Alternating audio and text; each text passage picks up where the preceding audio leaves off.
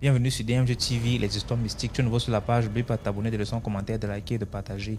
Tu vas raconter une histoire, envoie ta demande et on va te prendre ici en direct et tu vas raconter ton histoire. Ceux qui regardent sur YouTube, envoyez vos histoires au numéro WhatsApp.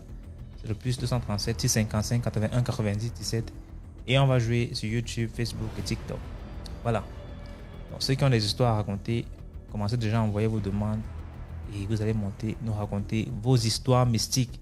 Pas d'histoire romantique, s'il vous plaît. Pas d'histoire de je sortais avec une fille dans mon quartier où elle était belle comme ça, après elle est morte. Il y a des histoires qui font pitié, mais ce n'est pas le but ici. On ne veut pas raconter les histoires qui font pitié. Sinon, quelqu'un m'avait raconté comment il y a eu incendie chez lui, ça a brûlé tout le monde chez lui. Bon, c'est un drame comme ça là. Paix aux âmes disparues, mais ce n'est pas notre but ici. On n'est pas là pour raconter ceux qui sont morts là. On est là pour raconter des histoires mystiques. Ça doit être mystique, ça doit avoir un truc spirituel dedans. Il y a des histoires ici dehors. Hein. Les gens qui partent voir les marabouts, n'importe comment là. Quand on commence avec le marabout, c'est pas pour s'arrêter. Hein. Une fois qu'il y a eu contact là, c'est jusqu'à là. Quelqu'un va mourir. Hein. C'est comme ça, il y a un monsieur, je ne sais pas si c'est au Gabon, c'est au Cameroun. Justement, aussi écouter l'histoire comme ça. Le monsieur arrive dans la ville, tellement le gars est foiré, ça ne donne pas, il essaie de faire X, ça ne donne pas, Y, ça ne donne pas. Il part voir le marabout. Et c'est un marabout aussi réputé dans le coin. Le gars explique dans le marabout, comme tu vois là, je suis prêt à tout et je suis un peu riche parce que là maintenant c'est chaud. Je ne mange pas 2 fois par jour, c'est grave. Et donc le marabout demande si tu es sûr que tu veux faire ça. Il dit oui. Tu es sûr que tu es prêt à tout? Il dit oui. 3 fois. Tu es sûr? Il dit oui. Et donc le marabout demande qu'il parte dans un cimetière, n'importe lequel, et qu'il va casser le petit doigt de ce cadavre-là et rentrer à la maison. Et l'apporter au marabout en fait. Et qu'il va travailler avec. C'est comme ça que le monsieur, 23h minuit, le gars arrive dans un cimetière, il déterre un cadavre, il casse le petit doigt, il ramène chez le marabout. Le marabout finit de faire ce qu'il a fait, il prend le doigt, il met dans une enveloppe, il remet au monsieur, ok, rentre avec, il faut mettre en bas de sur ton oreiller. Et c'est comme ça que le monsieur arrive, donc il met le doigt sous l'oreiller comme on a prescrit. Sauf que le marabout n'a pas précisé que ça aura son retour. Et ni lui, ni le marabout ne savaient c'était quoi le retour qu'il aura. Il a commencé à avoir l'argent comme il pouvait, tout ça là, l'argent sortait sous son oreille, et comme c'était seulement comme le portefeuille magique. Et c'est comme ça qu'un jour il ramène une fille à la maison. Et quand il ramène la fille à la maison, les gars font papa et maman, tout ça, vous connaissez. La nuit comme ça, là, minuit, la fille se réveille brusquement. Et quand elle se réveille, elle voit c'était un homme ou c'était une forme bizarre dans la chambre et elle devient folle. C'est comme ça qu'elle sort, elle commence à faire le bruit dans le quartier. Il essaie de poursuivre la fille, elle est déjà folle, elle part. Bon, il n'a pas compris de suite que c'est le doigt qu'il a ramené à la maison qui est en train de faire ça. Et c'est comme ça que, une fois encore, il ramène une autre fille et le même scénario se passe. Et là, il comprend qu'il y a quelque chose qui cloche. Même les voisins commencent à dire, mais toi, tu ramènes seulement les folles à la maison. Comment tu fais pour ramener une folle à la maison? C'est-à-dire que quand elle arrive, tu ne vois pas qu'elle est folle ou c'est comment, ou bien c'est quoi? Tu es sorcier, c'est un rituel ou c'est comment? Lui aussi, étant paniqué, maintenant, il repart voir le marabout. Il explique au marabout que, comme tu vois là, le doigt que j'ai ramené à la maison, là, ça me crée des problèmes. Je ramène une fille à la maison, dès qu'on finit de faire nos rapports, là, et puis voilà, elle devient folle. Le marabout dit, bon, moi, je ne savais pas que c'était pas c'est comme ça. Hein. Chacun a son retour sur le dessus de l'affaire, là. D'autres, c'est qu'ils doivent sacrifier des choses, d'autres doivent faire certains rituels, certains rites. Mais toi, c'est comme si t'as pas, tes copines vont seulement devenir folles. Hein. Et le gars comprend donc qu'il est entré dans quelque chose que ça ne va pas. Imagine, tu as l'argent, tu ne peux pas avoir une copine ou bien tu peux avoir une femme. Parce que si tu couches avec une fille, elle devient folle. Ça te sert donc à quoi d'avoir tous ces biens-là? C'est-à-dire que tu as une grande maison, une villa, tout ça. Dès que tu couches avec une fille, elle devient folle. Imagine un peu. Hein? Donc c'est un peu ça. Avant d'aller chez le marabout, là, il faut bien réfléchir. Parce que derrière, il y a des gens qui cherchent des âmes simplement. Il ne faut pas aussi confondre marabout et naturopathe. Voilà. Bonsoir, Passy. Allô, BMG, bonsoir. J'espère que tu vas bien. Ça va bien, merci. Je voulais juste te raconter une histoire que moi j'ai vécue. D'accord. Donc là, c'était en 2008 quand mon père était décédé. Donc mon père est décédé à 5h30 du matin.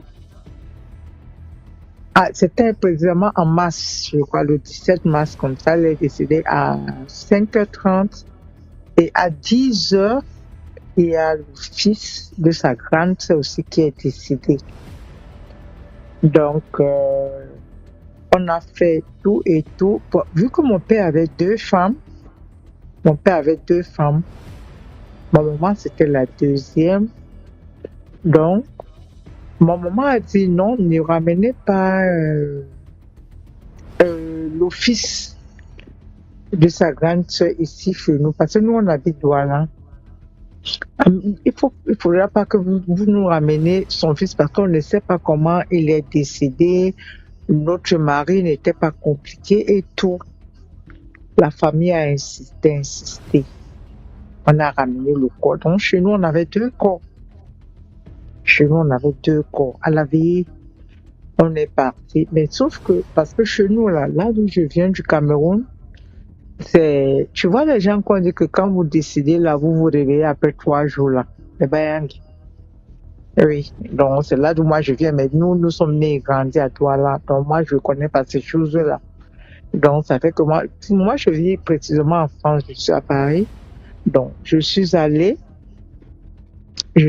au Cameroun, il y avait la vie et tout, mais ce que j'ai vu c'est que mon cousin à un moment échangeait, donc c'était comme si quand tu passais, parce qu'on avait mis les deux corps. Quand tu passais du côté de mon père, c'est bon, mon père était là, tu vois, non. Ah, arrête de dire la bengue sereine, non, c'est pas ça. Donc, tu vois, non, donc mon père était serein et tout, il était dans son secret. Mais mon cousin, quand tu veux passer à côté, au fait, il serrait le visage. Tu vois, nous sommes des enfants nés et grandis à Douala, nous on ne connaît pas ça là. Donc, mon cousin serrait le visage et les gens étaient en train de se plaindre. Les gens disaient que, mais attends, vous ne remarquez pas quelque chose? Que moi aussi j'avais peur, je suis allée passer, mais j'ai vu mon cousin, il serre le visage et sur son cercueil, euh, il y avait trop de mouches. Donc là, c'est eux les Bayangui, oui, c'est nous les Bayangui. Donc, ça a fait que on a tout fait. Après, on a pris la route pour aller au village. La voiture que nous, on a pris pour aller au village, cela ne s'est même pas arrêté. Pour dire genre, c'était gâté et tout, tout, tout, tout. Mais pour mon cousin, à partir de Douala, c'est là, c'est arrêté. À Tico, ça ne voulait plus s'avancer. On parle, on parle, on parle, on parle, on fait les trucs que tu mets et tout, tout, tout, tout, tout, tout. On fait le truc. Je quitte la matin. Elle m'a dit que tu racontes pas là-bas. Désolé. Donc,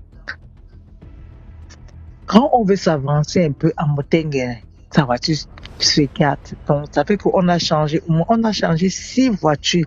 Donc, avant d'arriver dans notre village, là-bas, à Manfé, la voiture s'est gâtée. Ça fait on a maintenant appelé le village, on a amené vous voyez les pick-up là? Les pick-up. Je sais pas comment, je sais pas. On a amené les pick-up et il y avait les vieux du village qui sont venus. Ils ont parlé, ils ont fait descendre le cercueil. Et ils ont dit, maintenant là, tu as assez dérangé. Si toi là, tu ne veux pas que on t'amène, et qui me dit, concentre-toi sur l'histoire. Si tu ne veux pas qu'on t'amène au village, on va te taper. Parce que chez nous, c'est comme ça, on te fouette. Donc, c'était ma première fois de voir DMG, je vous jure que on a pris un petit balai, on lui a fouetté, fouetté, fouetté, fouetté, jusqu'à Ça a fait que maintenant, on lui a mis dans la voiture parce qu'on avait descendu. Oui, il ne voulait pas partir, effectivement. Il ne voulait pas partir. Donc, ça a fait que on lui a remis dans la voiture. On a conduit maintenant, on l'a amené au village. Pendant que nous étions là-bas au village, et des enfants qui sortaient de Douala, voilà ça que on dit. Oh, on a vu tonton tel ici, là.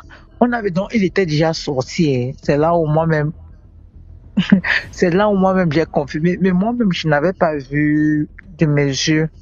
Donc, il était déjà sorti. Tu vois, les villageois, là, ils connaissent ça, non? Les gens viennent. Ils disent que, on l'a vu là-bas. Il était caché là-bas. Il était comme ça. Pendant que nous, on était à la vie du village. Après, on a fait les rituels chez nous pour qu'il ne faut pas que lui sorte.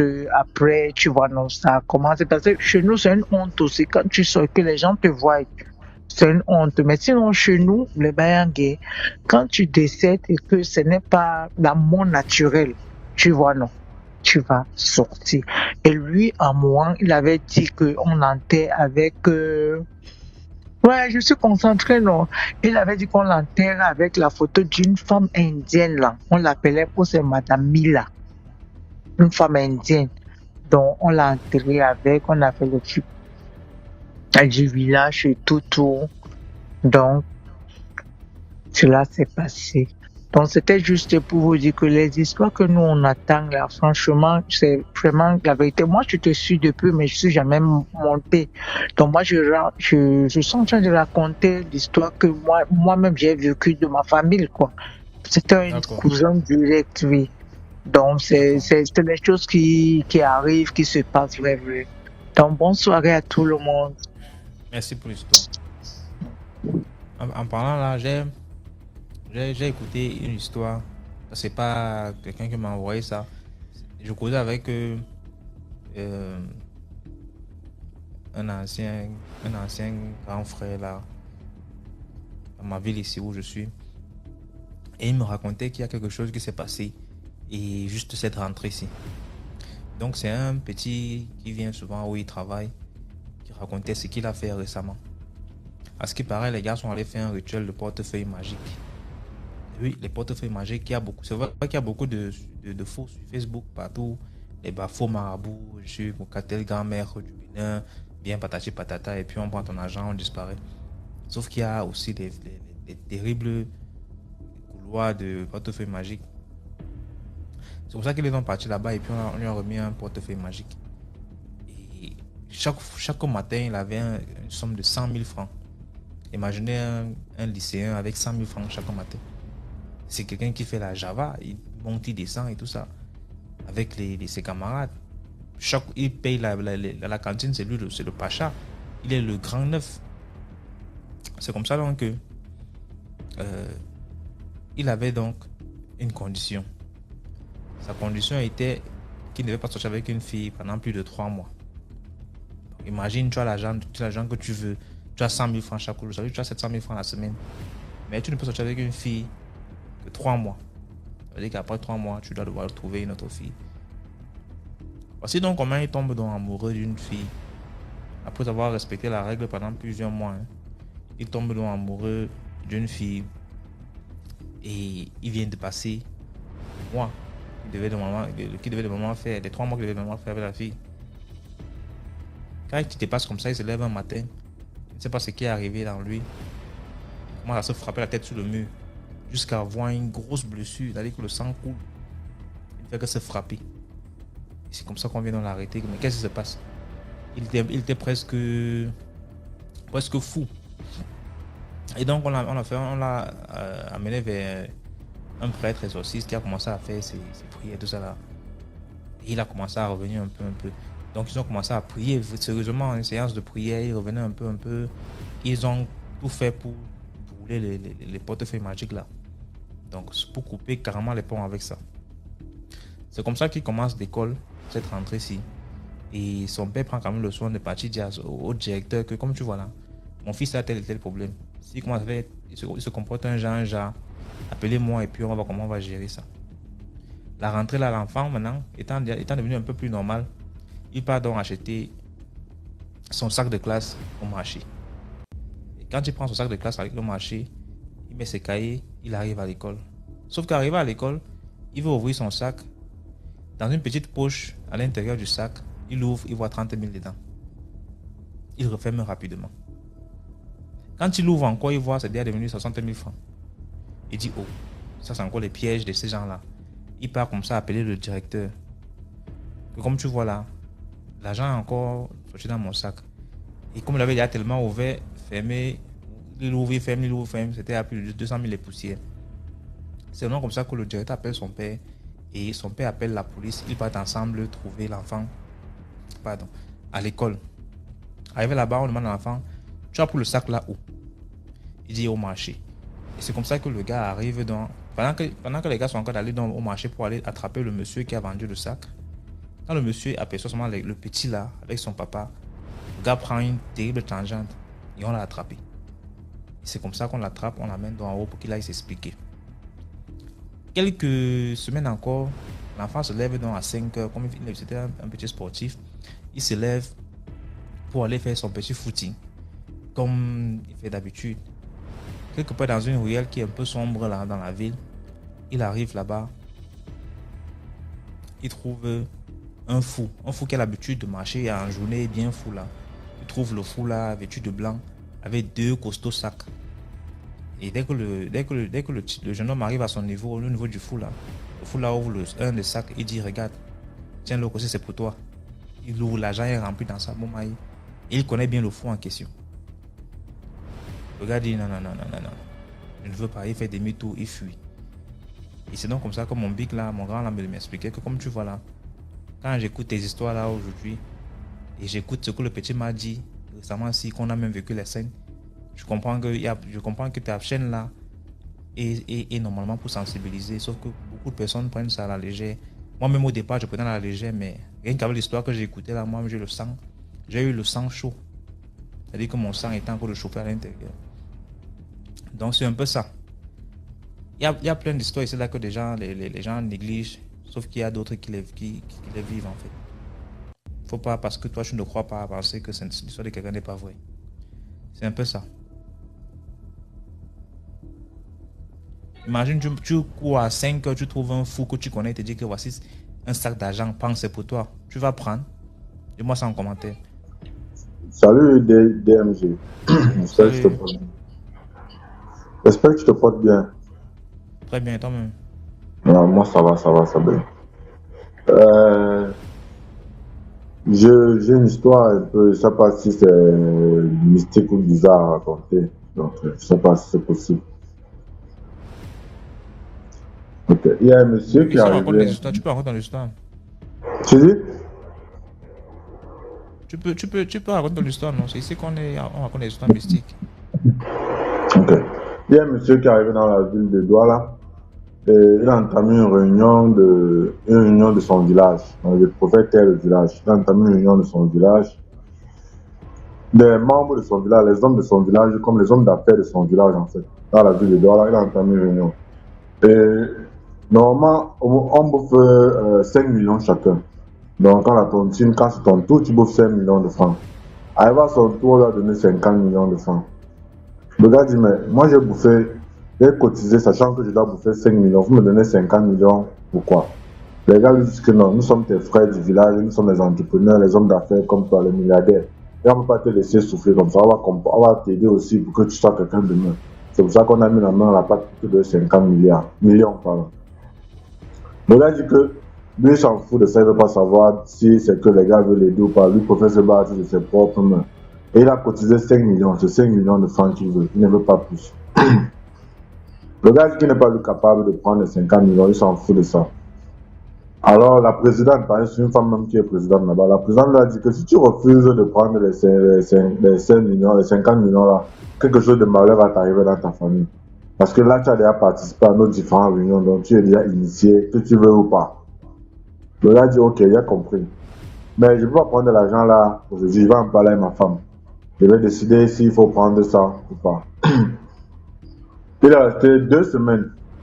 Son enfant est tombé malade. Gravement malade. On a amené à l'hôpital, on ne voit rien. Tout ce qu'on fait, il n'y a rien. On trouve que l'enfant se porte bien, il n'y a rien. Le gars a donc dit, ok, il est rentré, il est allé à la réunion. On lui a dit que mon frère t'a dit que tu dois prendre l'argent là. Là, il y a le malheur qui a commencé à t'abattre toute ta famille. Et ça va commencer comme ça jusqu'à ce que ça décime toute ta famille si tu ne veux pas. Le gars a dit, j'ai compris. Il est rentré chez lui. Appelez les gens de la réunion, dit que si vous voulez me donner l'argent là, venez me donner ça à la maison. Je préfère prendre ça à la maison devant ma femme et voir l'état de mon enfant. Ils sont tous arrivés chez lui, ils sont assis à l'intérieur de la maison. En fait, les dirigeants de la réunion sont assis à l'intérieur de la maison, tout. Le gars est sorti comme s'il allait dehors prendre un truc. Il a pris la machette, 2 machettes, il a fermé la porte. Il a dit qu'aujourd'hui, vous allez me donner mes 5 millions. Je ne veux pas plus, je veux 5 millions, je ne veux pas coûter 50 millions. Vous ne me donnez pas, je vous découpe un à un. Vous êtes 4, non, je vous découpe un à un ici. Là, personne ne sort vivant. J'ai fermé ma porte. Oh, mieux, je vous tue tous, je ne vais pas en prison. Ils ont dit non, c'est qu'il a dit, je vous découpe tous. Mon enfant qui a l'hôpital est en train de mourir. On ne voit rien. J'ai dépensé 2 millions, on ne voit rien. Je vous découpe tous. N'est-ce pas? Alors voilà que les gars de la réunion ont dit, ok, d'accord, il n'y a pas de souci, on va te donner ton argent. Le gars a pris les 5 millions. Il allait chercher le sel et de l'eau. Il a mélangé le sel et de l'eau. Il a versé dans toute sa maison, il a béni toute sa maison. Il a ouvert la porte, il a demandé qu'ils sortent. Comme ils sont sortis, ils ne sont même pas arrivés en route, ils sont écoulés. On les a amenés à l'hôpital, ils sont morts à l'hôpital. Toutes les 4, ils sont morts tous à l'hôpital. Tous étaient ici à Bepanda, ici à Douala, Bepanda. On a dit non, c'est les gens qui sont morts de AVC. Pourtant, c'était les trucs de sorcellerie parce qu'ils ont voulu le vendre. Mais comme lui, il était un enfant de Dieu, il a pu prendre le dessus sur eux. Donc voilà un peu ma part de petite histoire que j'ai à raconter ici. Merci beaucoup pour l'histoire. Oui, bonsoir. Oui. Bonsoir. Tout à l'heure, tu parlais des marabouts là. Je vais donner une petite anecdote avant de commencer l'histoire. J'ai un petit frère là, qui est très bien spirituellement et tout, mais qui n'avait pas confiance en ses capacités. Et comme c'était un homme d'affaires, il avait une entreprise avec des amis. Ces amis-là qui disaient, bon, allons voir un marabout. Donc, à 2 ou 3 reprises, il les a suivis chez des marabouts pour l'entreprise, en fait, pour que les choses montent et que les trucs aillent bien. Et effectivement, l'entreprise a commencé à monter et au final, c'est mon petit qui a été éjecté de l'entreprise. Ils l'ont éjecté, mais la galère dans laquelle le petit est rentré, il faut quitter. Donc, il y a 18 mois, je suis allé au pays et puis lui et moi, on est allé voir un de mes pères, un de mes papas là, un homme de Dieu. Quand on est arrivé chez mon papa là, il a dit, un grand homme est rentré.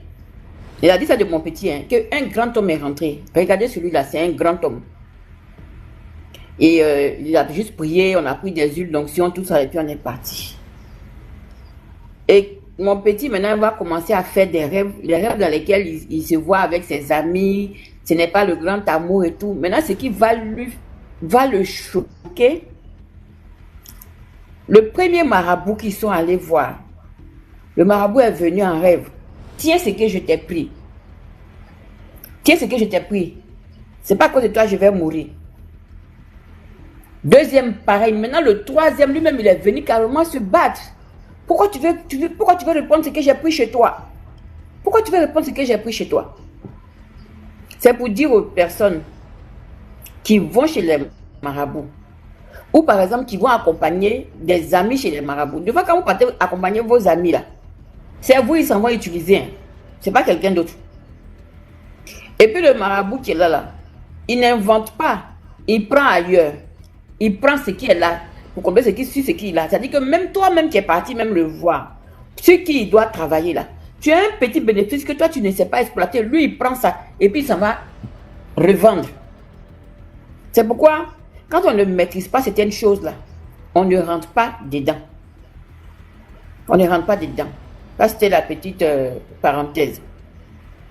Maintenant, j'ai 2 histoires. Avant que tu ne commences l'histoire, ça me rappelle, j'ai une histoire ici là, je ne sais pas si tu as posé sur la page exclusive là. C'est une maman, elle n'est même pas, bon, elle dit maman, elle est quand même assez âgée. Elle raconte comment elle est sortie avec un homme politique, je ne sais pas si j'ai posté ça récemment sur ma page, un homme politique, et qui amène la dame chez un marabout. Et comme elle était encore jeune, déjà, il cause avec la fille. Voilà, moi, je suis comme ça là. Et pour me protéger, j'ai besoin d'utiliser tes chances et tout ça. Donc, il essaie d'expliquer à la fille. Et c'est comme ça qu'elle a aussi accepté. Et aujourd'hui, elle a des graves problèmes. Elle ne sait pas ce qu'il faut faire. Parce qu'il a pris ses chances. Maintenant, il ne peut plus rien faire. Donc, il y a un homme de Dieu qui disait que des fois, dans la ville, là, il y a des femmes, tu les vois, elles roulent dans les Range Rover, elles sont contentes parce qu'elles sortent avec des babatiers, mais elles ne savent pas ce que les hommes là prennent sur elles. Donc, donner une Range Rover de 50 millions à quelqu'un, c'est rien par rapport à ce qu'il a pris de ta vie, de ta chance. Donc, les femmes doivent faire attention. Les femmes, sugar daddy, c'est des sugar bien minés même. Donc, elles doivent faire attention. On doit faire attention. Donc, voilà, maintenant, j'ai deux histoires que je vais raconter. Il y a soit la petite qui a tué son papa, ou soit le monsieur qui a été ciblé depuis la France pour prendre sa bénédiction. Tu veux quoi? C'est qui a tué le papa? Oui, c'est la première. D'accord. Bon, je vais donner c'est une maman, je vais dire Rose. Rose, c'est la maman. Elle avait plus de 45 ans. Un matin, Rose s'en va se laver. Elle est dans la chambre avec son mari. Donc, elle sort de la douche. Elle passe devant son mari pour aller mettre la pommade. Et puis, derrière elle, parce qu'elle est assise sur le lit, mais derrière elle, elle entend comme s'il y a une bagarre. Elle entend comme s'il y a une bagarre. Elle se tourne. Elle voit son mari en train de se débattre. Tout seul, hein. En train de se débattre et puis boum, le monsieur tombe. Quand le monsieur tombe, voici le sang qui coule dans ses narines. Rose est paniquée, elle va voir son mari, il est là, il est couché, ça dit ses yeux commencent à révulser. Donc la chance, elle a son fils qui est infirmier d'État. Donc elle appelle son fils. Viens. Le fils arrive, on regarde l'état du papa, on ne peut pas appeler les ambulances, on ne peut pas attendre. Donc le fils et sa maman chargent le père dans la voiture pour aller à l'hôpital. Arrivé sur la route, avant d'arriver à l'hôpital, le monsieur meurt. Le monsieur meurt dans les bras de sa femme et de son fils. La maman est choquée, Rose est choquée, elle va pleurer toutes les larmes de son corps. Ils vont finir de faire les enterrements, tout et tout. Et chaque jour maintenant,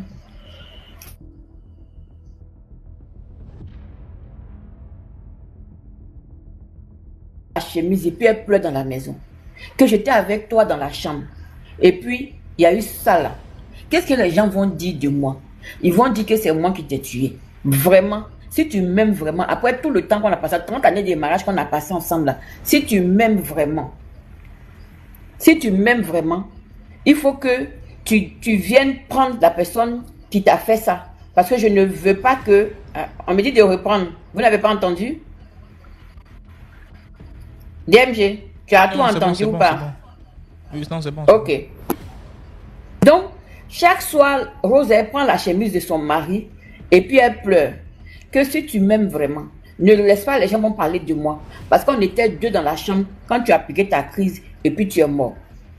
Et c'est comme ça la dame pleurait tous les soirs, pratiquement 2 mois. Un soir, elle rentre du boulot. Elle a sa fille, Karine, qui s'approche d'elle. Sa fille, elle a 24 ans. Mais quand tu la vois, tu vas lui donner 13 ans. Tellement elle est petite. Elle s'approche de sa maman et puis elle dit, maman, je vais te parler. Sa maman dit, oui, je t'écoute. Elle dit, maman, c'est moi qui ai tué papa. Sa maman lui dit, mais comment? Elle dit, oui, c'est moi qui ai tué papa avec la complicité de sa grande soeur qui m'a initiée dans la sorcellerie depuis que j'avais l'âge de 4 ans. La femme était dépassée. C'est-à-dire que elle pouvait tout imaginer, mais sa fille de 24 ans, et la fille était collée avec son papa. C'était sa préférée, c'était sa confidente même.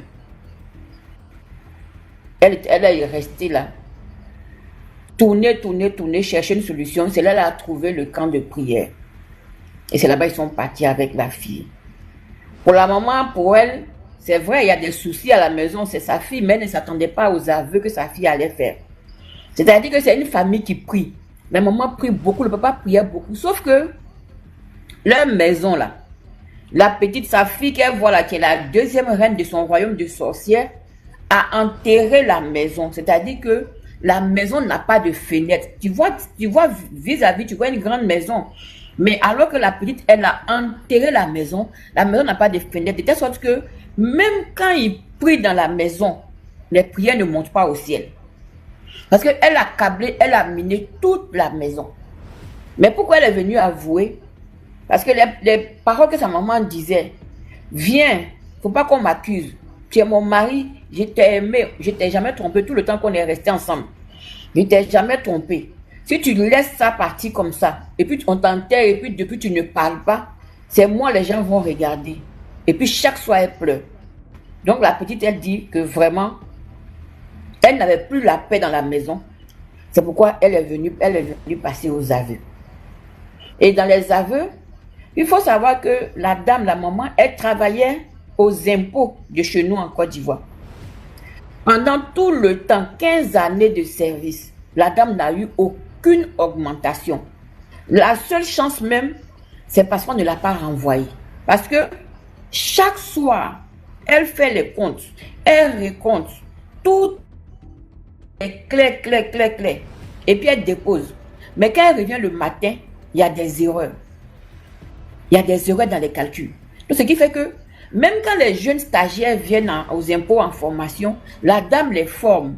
Mais finalement, quand on les emploie, ils deviennent les supérieurs de la dame. Elle n'avance pas. Alors que c'est sa fille là. C'est-à-dire que chaque nuit, quand la maman finit de faire son travail, la fille vient spirituellement, elle rentre spirituellement dans le bureau de sa maman et puis elle chie sur la table. Donc quand elle chie sur la table, ça mélange tous les calculs de la dame. Donc pendant 15 années, la maman a travaillé sans aucun avancement, alors que tout cela c'était dû à sa fille. La dame a pleuré même. Et puis ils ont finalement fait la délivrance de la fille. Pourquoi je parle de ça? Je le dis ici tous les jours. L'ennemi extérieur là, il n'y a pas de commune mesure d'avoir un ennemi intérieur. C'est pas parce que ce sont nos enfants que on doit fermer les yeux. Parce que, comme je dis toujours, sauf si un enfant est né avec la sorcellerie, sauf si les sorcellerie, sinon un enfant qui a été initié en cours de même à. Mais un enfant qui a été initié à la sorcellerie change obligatoirement de caractère, change obligatoirement de comportement. Donc, nous les parents là, on n'a qu'à être regardants. Parce qu'on peut détecter un changement dans la vie de nos enfants. Moi, j'ai vécu ça en direct. Moi, j'ai une de mes petites. J'étais partie à Abidjan. Je l'ai regardé ce qu'elle dit, ma fille. Il y a quelque chose qui a changé en toi. J'ai passé 3 semaines à Abidjan. Durant 2 semaines, j'ai dit, ma fille, il y a quelque chose qui a changé en toi. Mais la veille de mon départ, elle est venue me voir et me dit, ah, vraiment, toi, tu es vraiment une maman. Tu peux remarquer les choses. J'ai dit, ah bon, elle dit, oui, tu peux être psychologue même. Je lui demande, ah, elle me dit, parce que je veux te parler. Je lui demande, ah, je t'écoute. Elle me dit, non, que ça fait pratiquement 7 mois. J'ai fait un rêve et dans le rêve, je passais comme ça et puis j'ai vu, il y avait un groupe de personnes habillées en noir et puis ils avaient des dessins comme ça sur le visage. Ils étaient en train de manger. Et ils m'ont dit de venir manger. Et je leur ai dit que non, moi je ne mange pas la viande. Donc ils m'ont lutté, ils m'ont fait coucher et puis ils ont enfoncé la viande dans ma bouche et puis j'ai avalé. Et si je lui demande, mais donc quand tu as avalé, là, quand tu t'es levé le matin, comment tu t'es senti? Elle dit, je t'ai rassasié. Donc ça fait que même toute la journée, même je n'ai pratiquement pas mangé. Et puis j'ai appelé un frère qui est un homme de Dieu pour venir prier pour la fille. Moi je ne suis pas constamment à Abidjan. Mais le simple fait que j'ai remarqué que quelque chose a changé dans la petite, et je l'ai rassurée, je lui ai dit, tu as quelque chose à me dire, il faut me dire. Tu as quelque chose à me dire, il faut me parler. En tant que la petite là, 2 années auparavant, j'avais rêvé qu'elle allait se confesser dans une église. Et c'est 2 ans, parce que j'ai rêvé en mai 2020 et c'est en mai 2022, elle me dit que en rêve, on lui a donné à manger. Donc c'est pour dire quoi? Regardons nos enfants. Quand tu regardes ton enfant là, quand il y a un changement dans son comportement là, tu peux savoir et tu peux rassurer l'enfant. Souvent quand on est à la maison et puis on est là, on dit, ah, moi si mon parent est sorcier, ah, je vais le tuer. Ou bien moi si mon enfant est sorcier, ah, je vais le balancer. Quand vous faites ça là, Si vos enfants ont été initiés par un de vos visiteurs, l'enfant ne va jamais venir avoir confiance ou venir vous dire « Ah papa » ou bien « Ah maman ». La nuit, là, on dirait que quand je rêve, là, je me retrouve quelque part là-bas, je vole comme Ladybug. Des trucs comme ça. Donc, quand on est à la maison, on n'a qu'à faire attention. On n'a qu'à regarder parce que nos enfants sont notre responsabilité. Et les enfants sont d'abord victimes. Et quand un enfant est initié, il n'y a pas plus méchant que lui. Parce qu'on lui enlève l'amour de ses parents. Donc vraiment, faisons attention. Et puis je vais dire quelque chose. La parole, la force de la parole. La maman qui parlait pour dire, mon mari, j'ai été fidèle à toi tout le temps de notre mariage. Tu ne peux pas partir dans des circonstances et puis permettre que des gens m'accusent. J'aimerais aussi attirer l'attention de mes sœurs. Une femme se doit d'être fidèle à son mari. Quand une femme est fidèle à son mari, ce qu'elle dit là, ça a son effet. C'est très important. C'est très important. On peut faire des bêtises quand on est jeune, mais une fois qu'on est marié là, si elle n'était pas une femme, une bonne femme, là, sa fille ne serait jamais venue devant elle pour dire maman, c'est moi qui ai fait ça à papa. On sait pendant combien d'années sa fille était dans la sorcellerie. Donc nous les femmes là, on a une très grande responsabilité dans nos familles. Donc voilà. Je vais revenir tout à l'heure. Merci beaucoup, Tata. Je t'en prie. Bonsoir, DMG.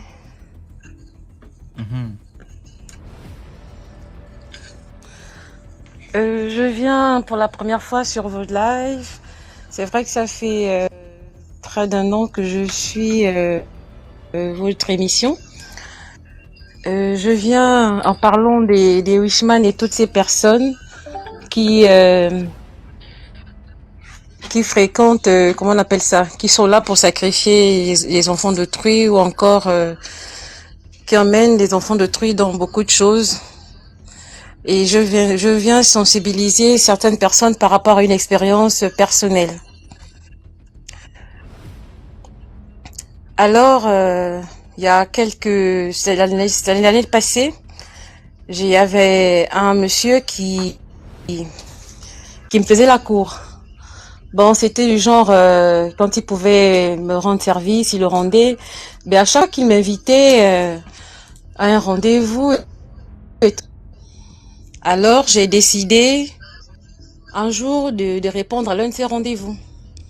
Nous sommes allés dîner et là, il proposera que l'on passe aux choses sérieuses. Bon, j'étais pas trop pour, mais vu que, enfin, j'avais comme une petite dette morale, genre parce que la personne me rendait souvent service et tout ça là. Bon, je dirais, ok, d'accord, bon, on va passer à l'acte, et ça va pas, ça fait pas comme si on se connaissait d'aujourd'hui et autres. Bon, lorsqu'on arrive à l'hôtel, pendant qu'on marchait, on grimpait les marches, lui, il était devant, moi, j'étais derrière lui, et moi, je suis triplement initiée et je suis religieuse aussi. Donc, j'ai commencé à faire mes invocations dans mon cœur. Et lorsqu'on arrive dans la chambre, de là, il dira, dès qu'on arrive, j'irai à la douche, m'apprêter. Et quand on arrive, il me dira qu'il est en train d'apprêter. Quand il fait souvent l'amour, il met souvent des musiques spéciales. Je vous assure, DMG TV, dans son téléphone, il y avait du forfait. Et à l'hôtel, il y avait le Wi-Fi, la connexion Wi-Fi. Et de là, il a dit, il voulait rentrer dans YouTube pour mettre la musique en question. Mais il n'y arrivait pas. C'était...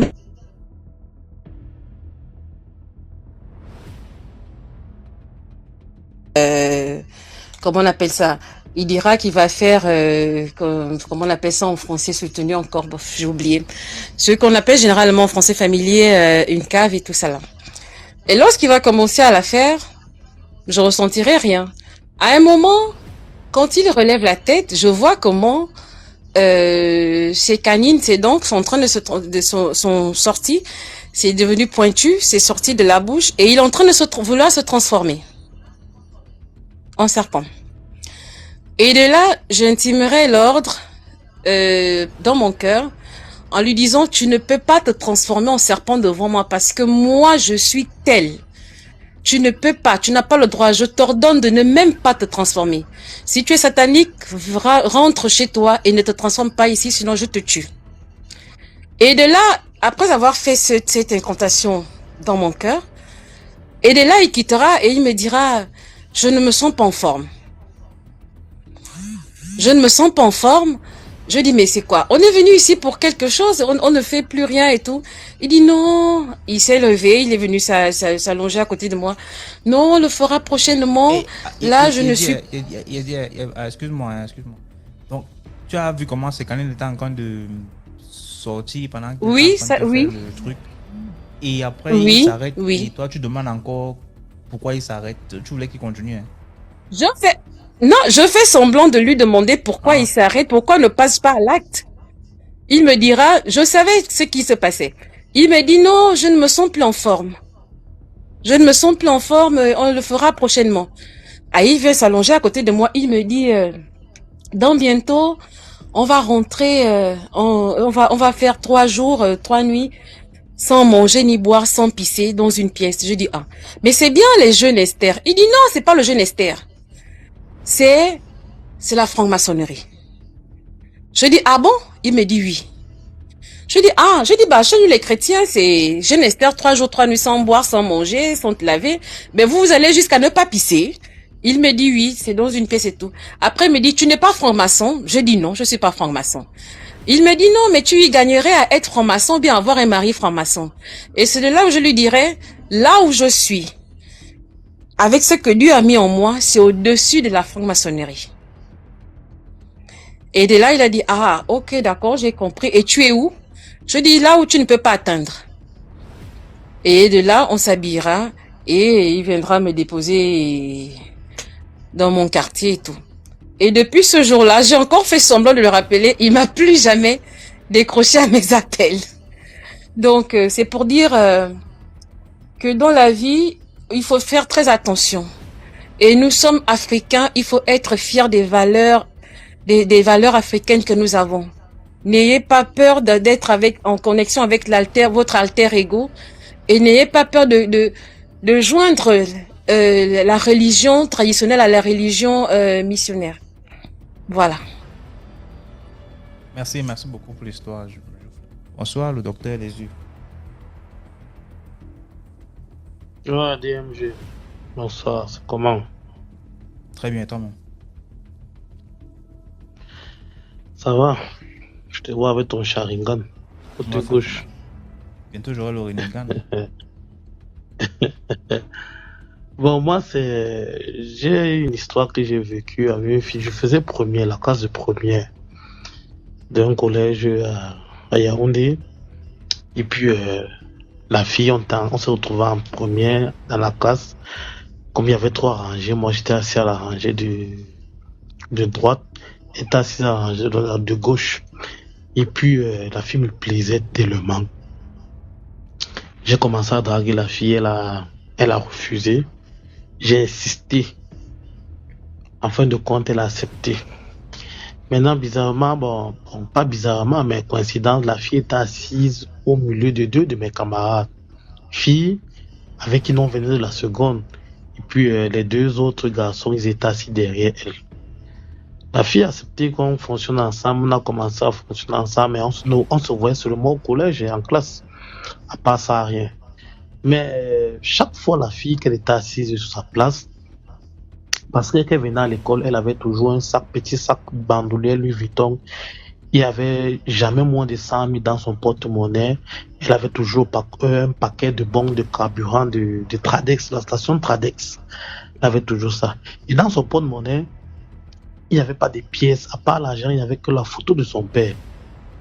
Des fois, il disait à mes camarades que ouais, je suis rentré, ouais, mon père m'a massé toute la nuit, des trucs que, oh, mon père vraiment, oh, et tout ça.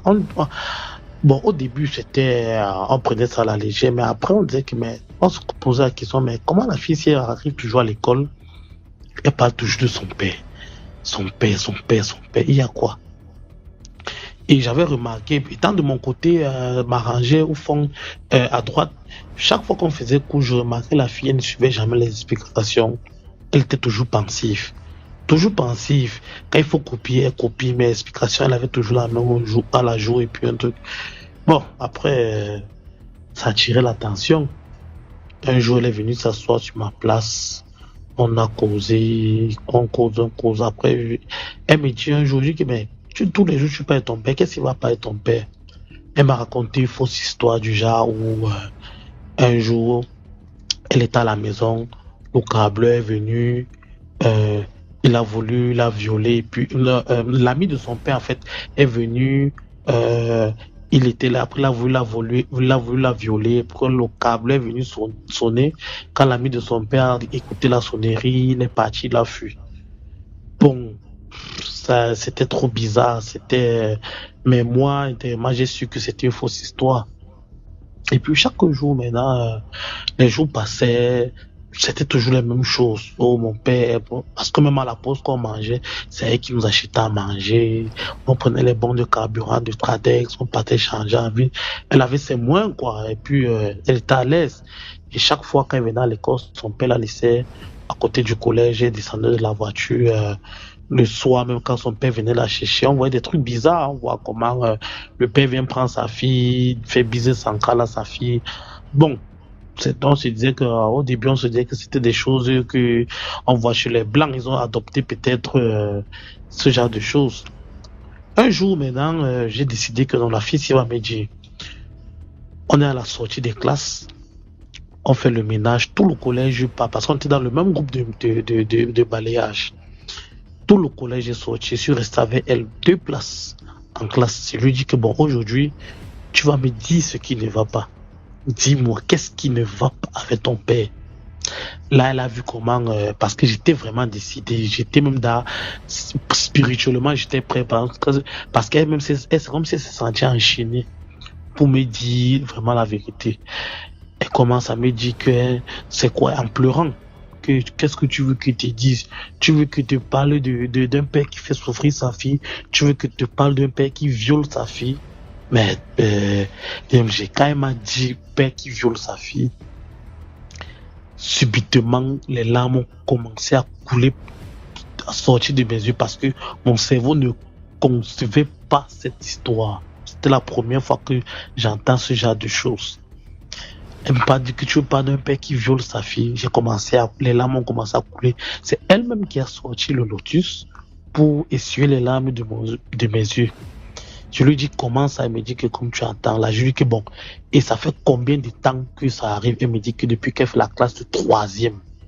Donc 3e, seconde, première, donc ça fait 2 ans. Ça fait 2 ans que son père la viole. Ça fait 2 ans que son père monte sur elle. J'étais scandalisé. Et je lui dis que bon, mais quand c'est comme ça, tu as déjà dit à qui? Elle me dit jamais personne, n'a jamais dit à personne que je suis la seule personne à qui elle a eu à dire ça. Que ça, au début, quand son père a commencé à faire ça, son père rentrait de la maison, il lui donnait les paquets d'argent, et puis il a commencé à faire ça et tout ça. Je lui dis, mais, et que ça va finir quand? Elle me dit que, c'est question un jour, ça va finir, puis après, j'ai dit que je n'ai pas, c'était lourd, ça dit, j'étais désespéré même. On a fini, on est sorti, on est rentré, elle est rentrée chez elle. Son père l'attendait à la chaise Simeon parce que son père n'aimait même pas la voir avec un garçon. Quand on montait pour rentrer du collège, elle était devant moi, j'étais derrière. Quand elle voit son père fait bise sans cas, son père entre dans la voiture, son père. Le lendemain, j'arrive au collège, je dis à mes camarades que, parce qu'on avait notre groupe d'amis, je raconte la situation. Les gars disaient que, mais tout le monde commence à pleurer comme s'il y avait le deuil en classe, comme si on avait perdu un camarade. Après, maintenant, on se retrouve en crédit que, bon, il faut qu'on fasse quelque chose pour la fille ici. Une de nos camarades, son père était un colonel, elle a raconté ça à son père. Son père lui a dit que, c'est à ta camarade qu'elle peut même venir dormir à la maison et tout. On le disait, nous les garçons, on dit que vole même parce qu'elle nous fait comprendre que son père rentrait souvent du travail avec les sacs d'argent le sac du marché avec l'argent rempli à l'intérieur, il comptait l'argent de son père. On voulait même qu'elle vole même l'argent de son père, on l'envoie au Gabon, elle paraissait là-bas. Mais sauf que le père avait envahi le cerveau de la fille. Elle restait souvent comme ça avec nous. Elle dit que son père sait, où il peut savoir avec qui elle est, où elle est, et tout ça. Donc, tout ce qu'on pouvait engager comme procédure pour qu'elle quitte la maison de son père, ça ne pouvait pas donner. Donc, c'est comme ça que les choses se passaient. Son père montait sur elle. Un jour, je suis à la maison, c'était un vendredi soir. Je suis à la maison, elle m'appelle. Numéro inconnu, elle a un call box. Allô, oui, c'est qui? Oh, elle me donne son prénom, que tu es où? Elle me dit que non, je suis pas loin de chez toi. Puis retrouve-moi à tel endroit où je dis, ok, j'arrive. Je vois la fille en cabane, pieds nus, en train de pleurer. Il était de 18h, presque 19h. Il y a quoi? Elle me dit, elle était dans la chambre, son père encore entré dans la chambre, il voulait monter sur elle, mais elle s'est débattue. Elle a même pris le pot de fleurs, elle a lancé sur la tête de son père, elle est tombée. Elle a fui, même que là, comme ça, elle a même peur est-ce que son père s'est blessé. Donc, tu vois, son père veut encore monter sur elle, elle fuit, mais au même moment, elle a les remords, qu'est-ce que son père s'est blessé, elle s'en veut, et tout ça. C'est une histoire vraiment que c'était compliqué. Maintenant, les vacances, bon, je vais pas être très long aussi, hein. Les vacances de l'année là, puisqu'on finit les examens, les vacances de l'année là, sa sœur qui est à Douala, sa sœur du même père, mais pas même mère, sa sœur qui est à Douala arrive à Yaoundé, elle vient passer les vacances chez eux, chez son père. Une nuit, son père décide aussi de venir monter sur sa deuxième fille, qui est la sœur de ma copine. Et il est venu, il est passé à l'acte. Elle a dit que non, elle ne peut plus. Elle était scandalisée, elle a dit qu'elle ne peut plus rester dans la maison. C'est comme ça que le lendemain, ou bien quelques jours après, elle rentre sur Douala. Elle maintenant, elle m'appelle. Elle me dit que Richie, voici la situation. Je dis que bon, la situation dont tu as vécu, ta soeur, elle vit ça depuis 2 ans. Donc voilà, c'est comme ça, ta soeur vit ça depuis 2 ans. Et dès que je suis arrivé dans la maison là, le père a construit un grand château, il n'y a pas de ménagère. La mère de ma copine, elle était morte depuis qu'elle fait la classe de troisième. Bon, la fille en question, elle sait que bon, c'est son père peut-être qui a fini sa mère, mais elle ne veut pas réaliser. Parce que il faut savoir quelque chose et réaliser la chose. Donc le père en question, lui, ne veut pas d'obstacle chez lui qui va l'empêcher de faire certaines choses. C'est comme ça la fille, maintenant la sœur de ma copine, elle me raconte déjà où il y a 2 fois elle dort avec sa sœur qui est ma copine. La nuit, elle se réveille, elle ne voit plus ma copine sur le lit. Elle se lève pas dans la maison, dans tous les salons, elle cherche ma copine, elle ne voit pas. Le lendemain, ma copine, je demande à ma copine que bon, tu étais où la nuit, elle dit que non, elle est en train de lire au petit salon, alors que c'était pas vrai. Une autre nuit, elle me dit qu'elle cherche encore ma copine, elle ne voit pas. Un jour, elle arrive comme ça vers la porte de son père. Elle ouvre, le père n'avait pas fermé toute la porte, bon, c'était ouvert légèrement. Elle envoie la tête et voit comment son père est sur sa sœur, et en train de coucher avec sa sœur. Elle était scandalisée. Donc, c'est une histoire que j'ai vécue vraiment, mais après, à la longue, bon, j'ai compris, avec des choses que j'entendais dehors, j'ai compris que le dehors n'est vraiment pas facile. Donc, pour faire comprendre à certaines personnes que dehors, tu vas voir quelqu'un, il a les millions, il a les milliards, mais tu sais pas ce qu'il vit chez lui, tu sais pas ce que ses enfants vivent. C'est pourquoi je disais tout à l'heure en commentaire que les Wishman, eux, ils n'ont pas de remords parce qu'ils ont accepté cette vie. Ils ont accepté que bon, j'accepte cette condition, je vais vivre avec l'argent. Mais sauf que ceux qui souffrent, ce sont des gens qui sont autour d'eux. C'est-à-dire leur progéniture, peut-être leur femme et tout ça. Qu'ils vivent des situations que le monsieur en question ou bien la femme en question a accepté. Et après, c'est la vie. Donc, c'était un peu mon histoire que je voulais raconter, partager aujourd'hui. Merci beaucoup pour l'histoire. Allô, bonsoir. Bonsoir. Merci d'abord pour le travail que tu fais. C'est la première fois que je monte en live. Je ne sais pas si c'est une histoire mystique. En tout cas, c'est une expérience que j'ai vécue, que j'aimerais partager avec la communauté. Il y a 4 ans, je suis arrivée en Beng pour étudier. Du coup, j'ai bien commencé mes études. Donc, à la recherche du grand amour, Je tombe sur quelqu'un.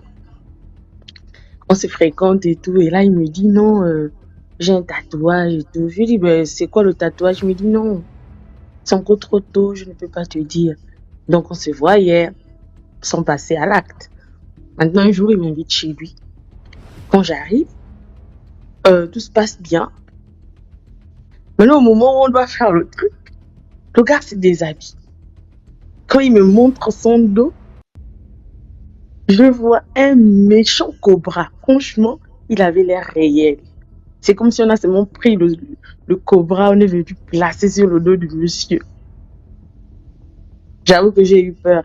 Mais j'ai quand même fait ma prière, on a fait ce qu'on avait à faire. Maintenant, faut dormir. Le monsieur, il me donne son dos. Et là, moi, je dors. Et quand je dors, je commence à me battre.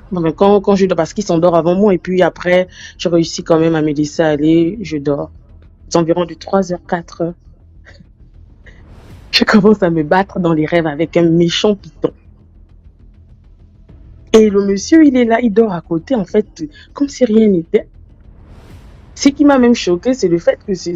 Parce que moi, en fait, j'avais toujours cette idée dans la tête que c'était seulement chez nous où il y avait ce genre de choses. Mais non, c'est pour dire que même les whites aussi sont trempés dedans jusqu'au cou.